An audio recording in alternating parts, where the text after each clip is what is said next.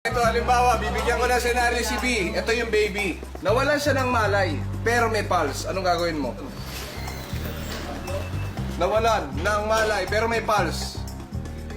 Titingnan natin kung ano muna. Ayaw talaga, no?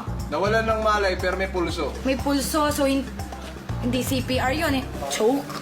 Wait lang, nawalan ng malay pero may pulso. Wait lang sis. Nawalan ng malay pero may pulso at saka hindi kaya tulog lang? Punyeta ka! Oh, ang galing mo. Tulog lang si baby. Gogi yung tulog mong tiko na ba? Papahinga yung bata. Nagugulat. Ano ang ginagawa sa akin ng nanay? Oh, ikaw, next. Bigay ko sa'yo senaryo. Kong, halika dito.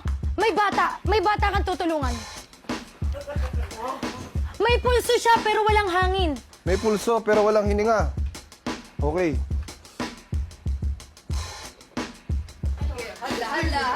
May pulso. May pulso pero walang hangin. Okay. May Walang pulso. hangin. Walang hangin. 1, 2, 3, 4, 5, 6, 7, May pulso nga eh. 11. Ay, walang hangin. Sir, kayo na po. May pulso, walang hangin. Ano nangyari sa kanya? Nabilaukan? 1, 2. Tapos, babalik ko po siya. Check ko. Ilang back blows po bibigay ko sa kanya? Rescue breathing lang yan, sir. Ah, gaganon lang, big. Ah, hindi kailangan back blows. Ano yung nangyari? Nakalimutan niya huminga.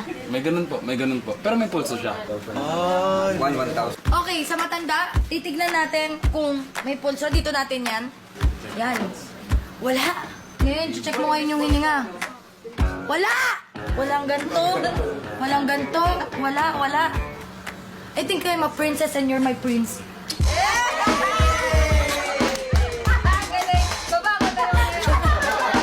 Pero ito nga, walang hininga, walang ganyan, walang ganon. Kung ano yung pinakamalakas mong kamay, hahanapin mo ngayon yung gitnang lubog na yan. Ang gagawin natin ganito. Tapos, yan. Staying alive, staying alive. What? One, ay, sorry. Wala.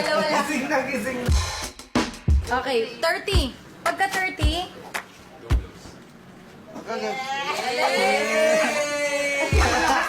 tapos, ganyan. Tapos 30. Staying alive. Staying alive. 30. Tapos ganun ulit.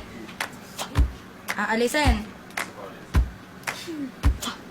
Ganon. Tapos, hindi, wala pa rin po eh. So, gising na siya. Well equipped na.